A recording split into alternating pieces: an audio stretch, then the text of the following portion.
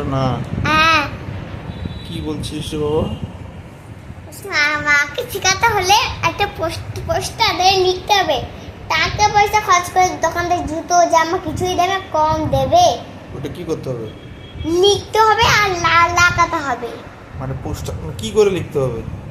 এই যে পেন্সিলে লিখতে হবে টাকা পয়সা খরচ করলে দোকানদার জুতো দেবে না, জামা দেবে না। ওটা কাকে বেশি টাকা দিলে জামা ফামা সব দেবে।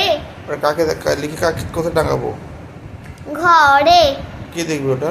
ওটা আমার মা দেখে দেখে বুঝে যাবে।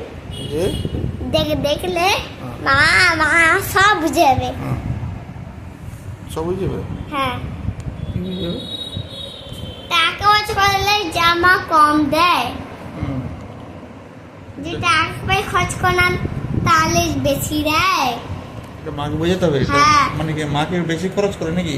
হ্যাঁ হ্যাঁ, হ্যাঁ, ওই বললে জামা নাও, জুতো নাও, খাবার নাও, গাড়ি নাও, বাইক নাও। কে?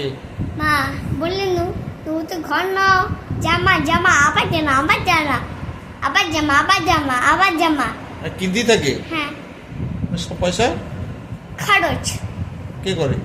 মা। তার জন্য তুই কি করবি? পোস্টার লিখতে হবে, লিখে মাকে দেখাতে হবে। পোস্টার কি লিখবি? টাকা পয়সা খরচ করলে টাকা পয়সা খরচ করলে দোকানদার জুতো জামা কিছুই দেবে না। ওটা মাকে লিখে দিতে হবে? হ্যাঁ, মায়ের নাম কি? মানে ফাইল দাসকে দেখাতে হবে। মানে এটা ফাল্গুনি গাছ দেখাতে হবে?